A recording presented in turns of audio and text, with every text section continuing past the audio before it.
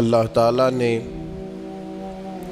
ہم پر یہ فضل فرمایا ہے کہ ہمیں اللہ نے عظمتوں والے محبوب عطا فرمائے۔ نبی پاک صلی اللہ تعالیٰ علیہ وسلم کا علم بھی بڑا عظیم ہے، حضور کے معجزات بھی بڑے عظیم ہیں، کمالات بھی بڑے عظیم ہیں، فضائل، شمائل، خصائل۔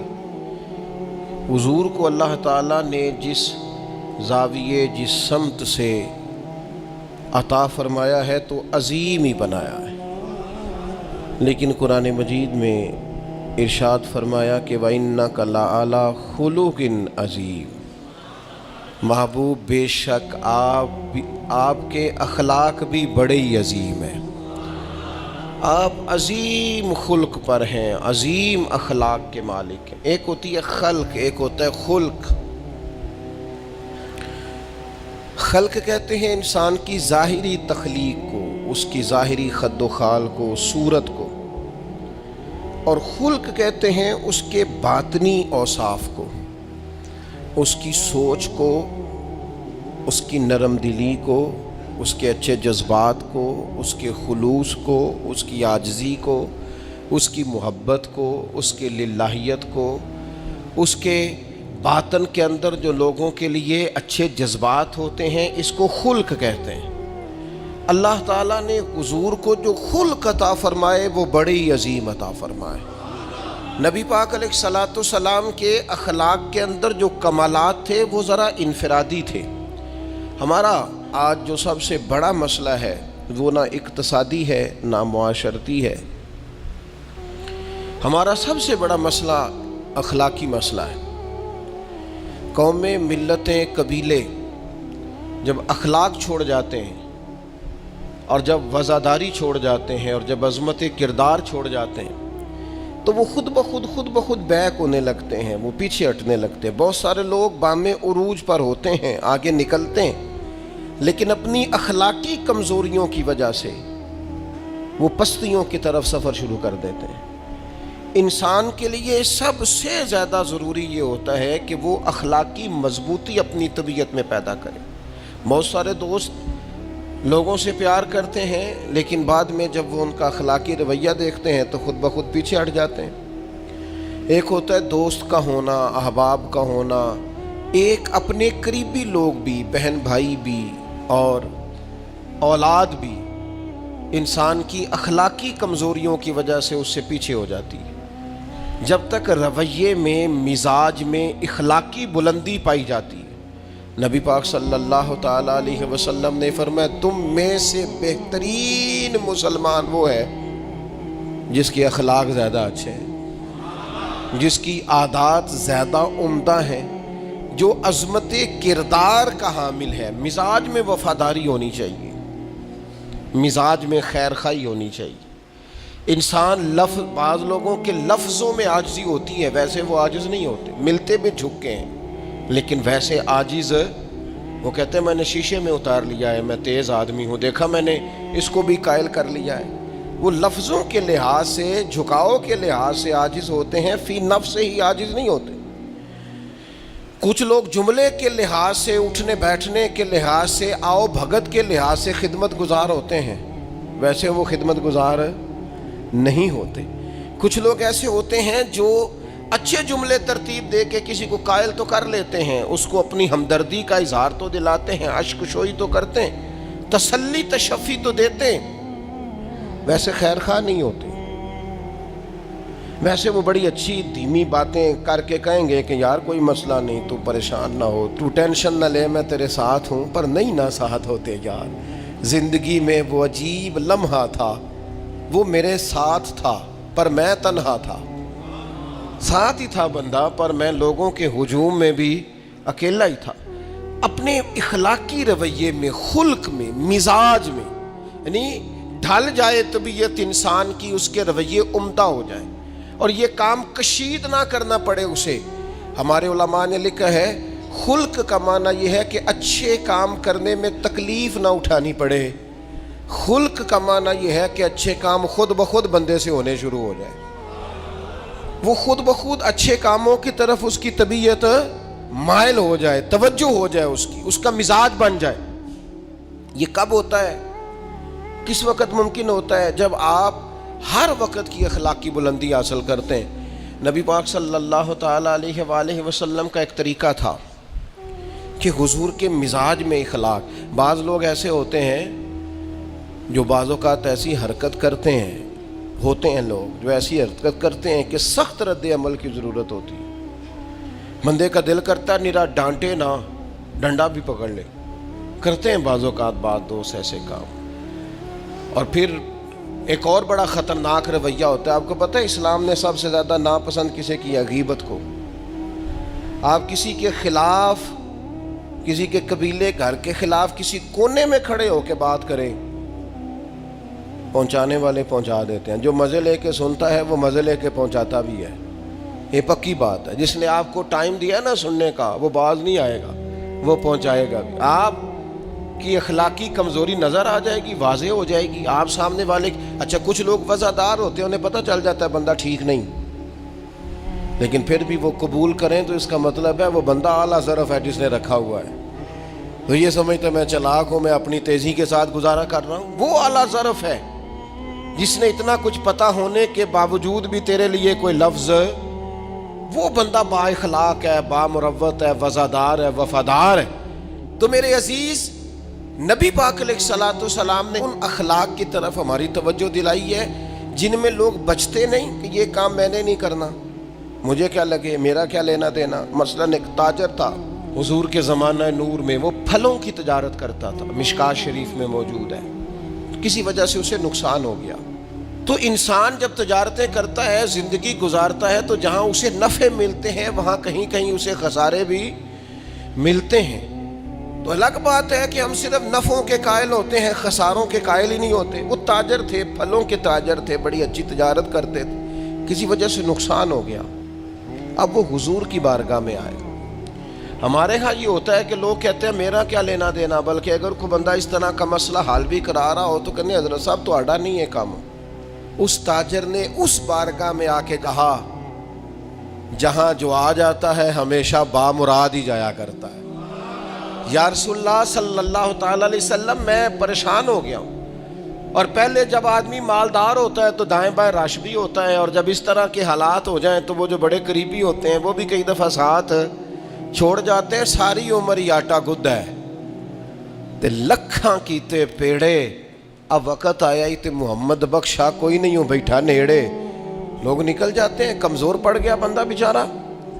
حضور کی بارگاہ میں عرض گزار ہوا یا رسول اللہ تکلیف میں ہوں۔ تاجر تھا، پھلوں کی تجارت کرتا تھا اور مشکات میں موجود۔ نبی پاک علیہ السلام نے دعا بھی فرمائی، کرم نوازی فرمائی، رحمت بھی فرمائی، عطائیں بھی فرمائی، لیکن حضور نے نا صحابہ سے فرمایا سارے مل کے اپنے بھائی کی مدد کرو۔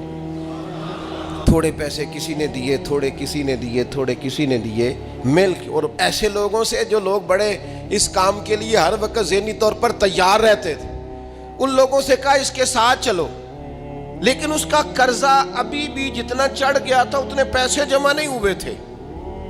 اللہ کرے میں آپ کو سمجھاؤں، یہ بھی اخلاقی بلندی والا کام ہے کہ کسی شخص کی کمزوری میں اسے اٹھانا، گرتے ہوئے کو سنبھالنا، پھسلنے والے کو سہارا دینا، بکھرنے والے کو بکھرنے سے بچا لینا، ٹوٹنے والے کو ٹوٹنے سے بچا لینا، پریشان ہو جانے والے کو سمیٹ لینا۔ اللہ کے پیارے رسول صلی اللہ تعالی علیہ وسلم نے فرمایا اپنے بھائی کی مدد کرو۔ لوگوں نے مدد کی، لیکن اس حد تک اس کے پاس پیسے نہ ہوئے جتنا اس کا قرضہ تھا۔ اب حضور نے ان لوگوں کو بلایا جن کے اس نے پیسے دینے تھے، اور پیسے دینے والوں سے کہا کہ اس کے پاس اتنے ہیں، اتنے لے لو، اور چلو تم بھی کچھ نیکی کرو، کچھ لے لو کچھ چھوڑ دو۔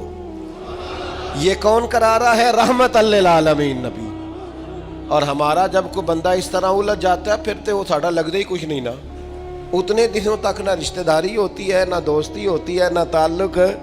وہ تیری آنکھ ہو یا سنگ ملامت کی چبھن، کون پہنچا ہے میرے درد کی گہرائی تک؟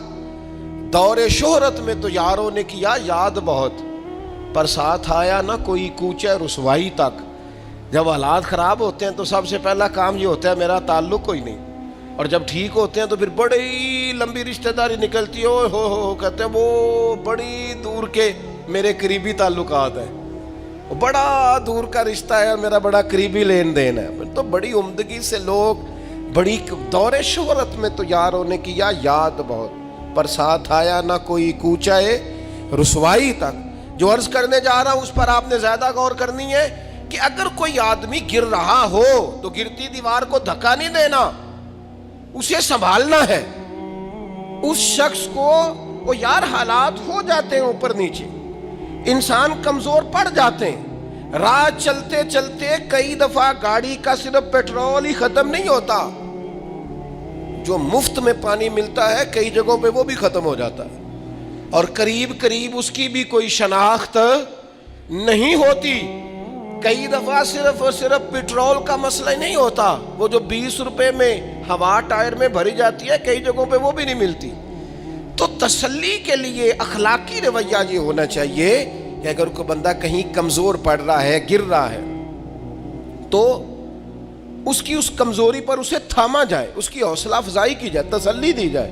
لیکن ہمارا یہ ماحول نہیں ہوتا. میں اکثر کہتا ہوں دوستوں سے کہ جو آدمی اپنے گھر کی تیسری منزل شروع کرتا ہے نا، تیسرا لینٹر ڈالتا ہے، اسے سارے جا کے انہیں بھائی آپ کو کم ہو جاتے دسی، بھائی انہیں کیوں دسنا ہے، مالدار آدمی ہے تیسرا لینٹر ڈال رہا ہے. لیکن وہ بیچارہ غریب آدمی جو بالے ڈال رہا ہے اور لکڑی کی چھت ڈال رہا ہے، وہ اگر کسی سے جا کے کہتا ہے نا تھوڑی امداد کرا دے میرا کام رک گیا، تو کہتے ہیں آپ نے پہلے بتانا تھا، اب تو نہیں نا، مطلب وہ تو بڑی پرانی بات تھی، وہ تو میں نے بانٹ دیا، رمضان میں بڑا کر دیا، فلانی جگہ بڑا. یہ لہجہ درست، یہ اخلاقی رویہ نہیں.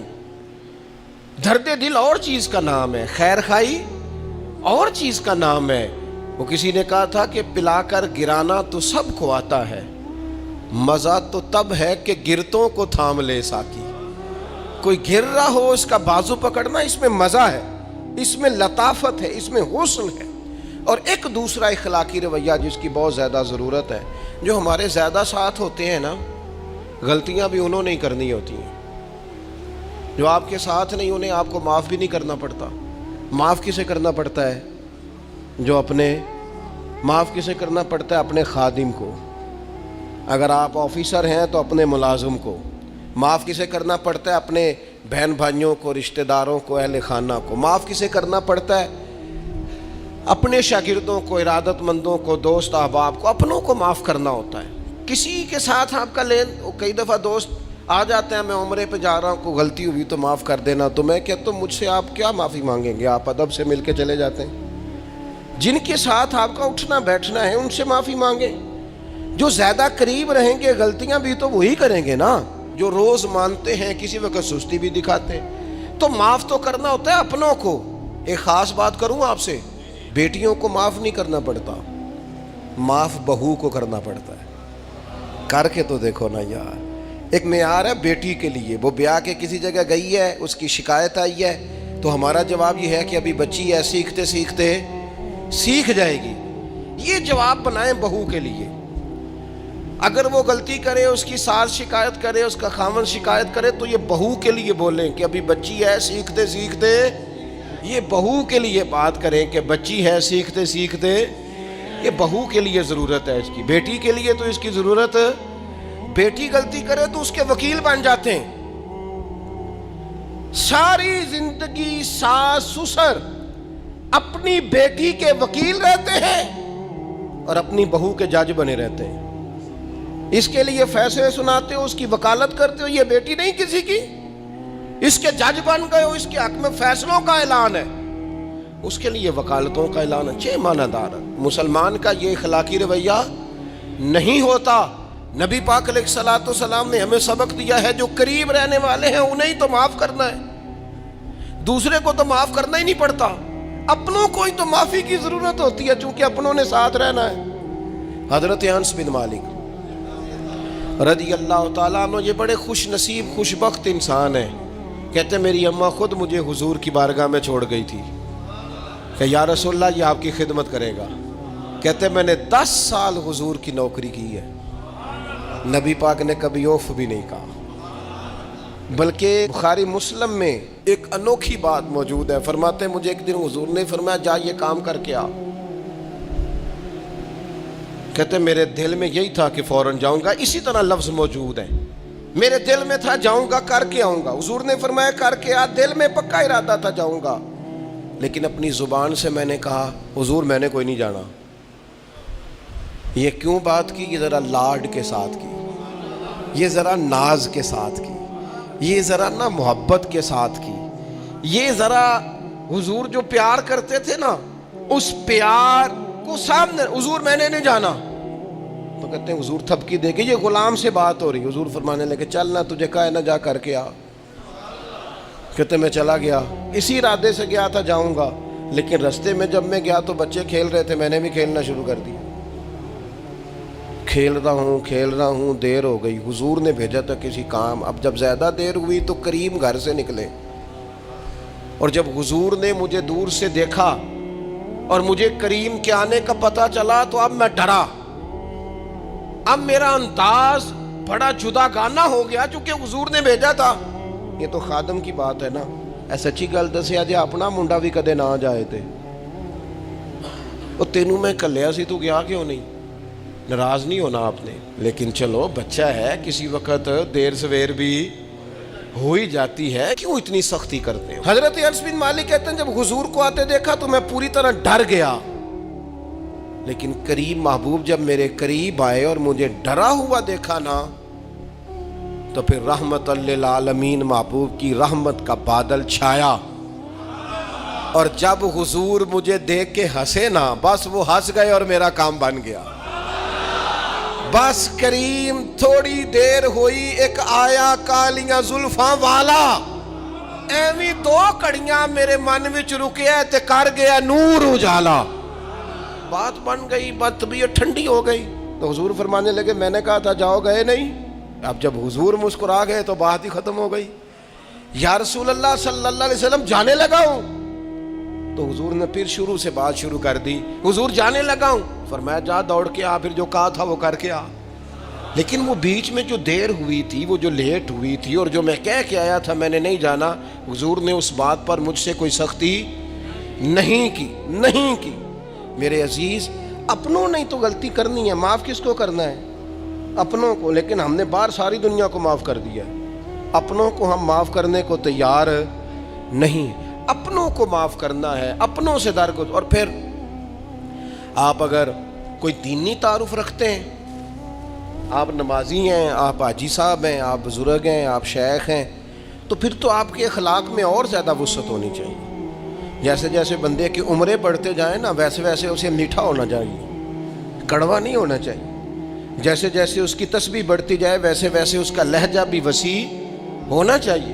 اس کے مزاج کے اندر دینی اگر آپ تعارف رکھتے ہیں تو پھر تو آپ کو, میں آپ سے عرض کروں, میں کئی دفعہ دوستوں سے شکوہ کرتا ہوں, میں کہتا ہوں یار ہم تو جو کہنا چاہتے ہیں وہ بھی نہیں کہہ سکتے. ہم تو سونا چاہتے ہیں, ڈھب سے سو نہیں سکتے, ڈھونڈتے پھرتے ہیں جگہ ملے کوئی آرام کرنے کو. کیوں؟ اس لیے کہ دینی تعارف رکھتے ہیں.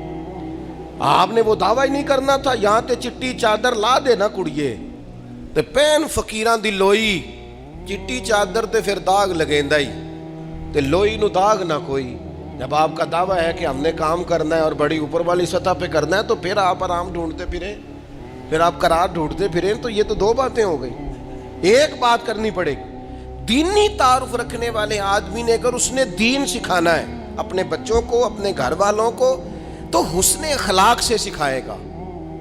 وہ اگر ڈنڈا پکڑ لے ہر وقت, سختی بھی کریں جہاں ضرورت ہو, لیکن اگر اس کا لہجہ ہی ہمیشہ کے لیے تلخ ہو جائے گا تو وہ کبھی بھی دین سکھانے میں کامیاب. انسان بہت سارے دینی غلطیاں کرتے ہیں. میں بہت سارے لوگوں کو دیکھتا ہوں وہ اس طرح تنقید کر رہے ہوتے ہیں جیسے انہوں نے پہلے اسے پورا درس نظامی پڑھایا ہے, اصول پڑھائے ہیں, تو اب غلطی کر رہا ہے تو تنقید کر رہے ہیں. بھئی عام آدمی ہے, اس سے غلطی ہوگی. بڑی اہم بات بھی, بہت بڑا آدمی بنیادی بات سے بھی کسی وقت ناآشنا ہو سکتا ہے, لیکن آپ کے لہجے میں سختی ہے, آپ بات کرتے ہیں تو تلخ کرتے ہیں, آپ سے کوئی دینی کلام کیا جاتا ہے تو آپ سخت ہیں. دینی لوگوں کو چاہیے کہ وہ دین سکھائیں تو اس میں بہت زیادہ اخلاق کا خیال رکھیں. غلطیاں کریں گے لوگ. اگر آپ عالم ہیں اور آپ کے پاس کوئی دینی معلومات ہیں تو پھر آپ کو اس کی خوبصورتی کا بھی پتہ ہونا چاہیے آپ نے. حضرت معاویہ بن حکم رضی اللہ تعالیٰ عنہ کہتے ہیں میں نے حضور کی مسجد شریف میں نماز پڑھی تو ایک شخص کو نا چھینک آئی, یہ بھی بخاری مسلم میں موجود, تو میں نے نماز میں کہہ دیا یرحمک اللہ. یہ چھینک آنے کا جواب ہوتا ہے, میں نے یہ نماز میں کہہ دیا. تو اب بہت سارے لوگ مجھے گھورنے لگ گئے, کچھ نے اپنے ہاتھ بھی مارے زانوں پر کہ یہ کیا کر رہے ہو, نماز میں بول رہے ہو.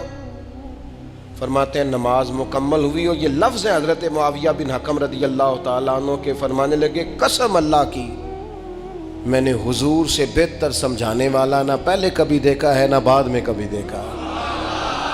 فرماتے ہیں نہ حضور نے مجھے مارا نہ ڈانٹا, بلکہ جس طرح ایک بچے کو گویا ٹریٹ کیا جاتا ہے, سمجھایا جاتا ہے. حضور فرمانے لگے اللہ کے بندے نماز میں کوئی اور بات نہیں کرنی چاہیے, صرف اللہ کی تسبیح پڑھنی چاہیے, اس کے اسماء کا ذکر کرنا چاہیے یا قرآن پاک پڑھنا چاہیے. نماز میں کوئی اور کلام کرنے کی اجازت نہیں ہے. ہمارے ہاں لوگ دینی مسئلہ سمجھاتے ہیں تو اتنا ان کے مزاج میں تلخی ہوتی ہے بعض اوقات, اللہ ماشاءاللہ. کچھ لوگوں کی طبیعت اتنی کرخت ہوتی ہے, بچہ نماز پڑھ رہا ہے اور حاجی صاحب اس کے ساتھ کھڑے نماز پڑھ رہے ہیں, لیکن وہ اس کو کھڑا کر رہے ہیں تو یوں کندھے سے ہلا کے تینوں آج تک نہیں پتا نماز ہے کہ یہ آپ دین سکھا رہے ہیں. یہ اخلاقی رویہ دین سکھانے کا, یہ لب و لہجہ دین سکھانے کا. قطعاً ایسا کوئی کام نہ کریں. میں تو یہ مدارس کے اساتذہ سے بھی کہتا رہتا ہوں, میں کہتا ہوں نبی پاک نے کبھی کسی کو نہیں مارا. آپ بچوں کو ڈانٹیں, کریں کچھ, لیکن وہ رویہ آپ اختیار نہ کریں جس کی دین اجازت نہیں دیتا. تو اخلاقیات میں ان چیزوں کا ضرور خیال کریں. ایک روایت اور عرض کر دوں آپ کو. حضرت جابر ابن عبداللہ رضی اللہ تعالیٰ عنہ فرماتے ہیں میرے والد احد میں شہید ہو گئے تھے, میرے ذمے بہنوں کا بوجھ بھی تھا اور قرضہ بھی تھا. اللہ کے محبوب علیہ السلام نا مختلف طریقوں سے مختلف انداز میں میرے اوپر کرم نوازیاں فرماتے. نوازنے کا طریقہ, آپ نہ کسی کو نوازیں بہانے سے. میں نے بعض بزرگوں کو دیکھا ہے کسی بچے کو ادارے میں خانقاہ میں کمزور دیکھتے, وہ سریلا بھی نہیں ہے, اسے کہتے چل پتر نعت سنا, اور نعت سنا رہا ہے تو اسے نذرانہ دے رہے ہیں. چل بیٹے تلاوت سنا, چل تقریر سنا, کسی بھی طریقے سے اس کو تسلی ہو رہی. اور اس طرح کا رویہ نہ اپنایا جائے کہ وہ مانگنے والا بن جائے. یہ اخلاقی بلندی ہوتی ہے آپ کی کہ آپ کسی شخص کو بہانوں سے نوازیں. اس طرح کا ماحول نہ بنائیں کہ آپ اسے کہیں کہ چونکہ تو کمزور ہے, غریب ہے, فقیر ہے, لہذا تجھے دے رہا ہوں. حضرت جابر ابن عبداللہ فرماتے ہیں, اور یہ بھی آپ کو مسلم شریف میں ملے گا, فرماتے ہیں کہ جنگ میں میں حضور کے ساتھ تھا, میرا اونٹ بڑا کمزور ہو گیا, بیمار ہو گیا, چل نہیں رہا تھا. حضور میرے قریب آئے اور پیچھے آ کے فرمانے لگے اسے بھگاتا کیوں نہیں. میں نے کہا حضور بیمار ہے کیسے بھگاؤں. تو نبی پاک نے نا اونٹ کو ایک درہ لگایا اور گویا پیغمبر اعظم نے حکم دیا, نبی رحمت نے, نبی اکرم نے حکم دیا, فرمایا اونٹ بھاگتا کیوں نہیں. وہ جو سب سے پیچھے تھا وہ سب سے آگے نکل گیا. واہ کیا جود و کرم ہے شہ بطحا تیرا, اور نہیں سنتا ہی نہیں مانگنے والا تیرا. سرکار نے حکم دیا, وہ اونٹ سب سے آگے نکل گیا. اب حضور گھوڑا دوڑا کے آگے آئے, فرمانے لگے جابر یہ اونٹ میرے ہاتھ بیچ نہیں دیتا. وہ بیمار تھا, حضور کے حکم سے بھاگا ہے, فرمایا بیچ نہیں دیتا. کہا نہیں یا رسول اللہ ویسے ہی رکھ لیں. فرمایا نہیں میں پیسے دوں گا. یا رسول اللہ آپ کا یہ ہے. فرمایا نہیں آپ قیمت بتائیں. حضور ٹھیک ہے اتنے کا اونٹ ہے, میں مدینہ طیبہ جا کے آپ کی خدمت میں پیش کر دوں گا. حضرت جابر ابن عبداللہ فرماتے ہیں حضور نے مجھ سے اونٹ خریدا. مدینہ طیبہ پہنچ کر نبی پاک صلی اللہ تعالی علیہ وسلم نے سیدنا بلال حبشی سے فرمایا جابر کو اونٹ کی قیمت بھی دے دو اور کچھ پیسے زیادہ بھی دے دو. فرماتے ہیں مجھے اونٹ کی قیمت بھی مل گئی, کچھ پیسے زیادہ بھی مل گئے, اور جب میں حضور کی بارگاہ میں حاضر ہوا اونٹ پیش کر کے اور قیمت لے کے جانے لگا تو حضور فرمانے لگے جابر جانا نہیں, قیمت بھی تیری ہے اونٹ بھی تیرا ہے. نبی پاک نے وہ اونٹ بھی تحفے میں مجھے واپس دے دیا. یہ اخلاقی رویے کی بلندی کہ کسی شخص کی غربت میں اسے نوازنا, لیکن اس طرح کا نوازنا اسے محسوس نہ ہو کہ مجھے امداد دی جا رہی ہے. تو اپنے इन चंद एक इखलाकी रवैयों पर ज़रूर तवज्जो करें। एक तो सबसे जिसको आप देखें कमज़ोर हो गया है, गिर रहा है, परेशान है, उसका ज़रूर ख्याल करें। लोग बड़े बड़े तेज़ दौड़ते हैं, किसी जगह फिर गिर भी जाते हैं, गिरते हुओं को संभालने की कोशिश करें। दूसरी गुजारिश ये की है मेरे अजीज़, जो हमारे करीबी लोग हैं उन्हें तो हमने माफ़ करना है, अपनों को ही तो ज़रूरत होती है कि दरगुजर करके अपने साथ रखा जाए, प्यार करके अपने करीब किया जाए। और तीसरी गुजारिश ये है कि अगर आप किसी को दीनी पैगाम देना चाहते हैं तो निहायत मोहब्बत के साथ, निहायत खुलूस के साथ दीनी मसला आप किसी को भी बताएं तो उसे छोटा बच्चा समझकर आप डील करें। शिद्दत ना इख्तियार करें दीन बताने में, वो लहजा इख्तियार ना करें जिस लहजे में महसूस हो कि आप खुद बाअखलाक नहीं है तो आप किसी को क्या समझाएंगे।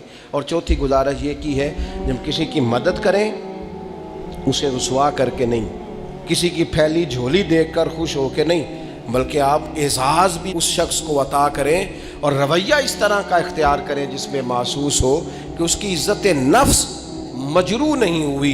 इन चीज़ों को पेश नज़र रख के जब इखलाकी बुलंदी हम हासिल करेंगे ना, एक मैं और बात बड़ी ज़रूरी आपकी खिदमत में अर्ज़ करूँ, जो आदमी भी अपने आप को बड़ा समझता है, वो माली तौर पे बड़ा है, इल्मी तौर पर बड़ा है, ओहदे के तौर पे बड़ा है, कबीले के तौर पे बड़ा है, ख़ानदान में बड़ा है, वो किसी भी मकाम पर किसी भी अंदाज में बड़ा है, अल्लाह ने फजल किया वो बड़ा हो गया, उसे समझ आ गई है कि कुछ लोग मेरी बात सुनते हैं, मेरा फ़ैसला मानते हैं, तो वो अच्छी तरह समझ ले कि अगर वो अल्लाह के फजल से उसे कोई मौका मिल गया बड़ा होने का तो वो अपने अखलाक को बड़ा करे, फिर अपने किरदार को बड़ा करे, फिर अपने हौसले को, ज़रफ़ को और अपने जहन को बड़ा करे। इसलिए कि आप अपने किरदार की और हौसले की बुनियाद पर बड़े बनेंगे। सिर्फ ये कि 2-3 आपके नाम के साथ अलकाबात लग जाएं और चंद लोग आपको सलूट करने लग जाएं, इससे नहीं पता चलेगा कि आप बड़े हैं। किरदार व अमल से खुशबू आएगी तो पता चलेगा आप कितने बड़े हैं। अल्लाह ताला हमें समझने की तौफीक अता फरमाए।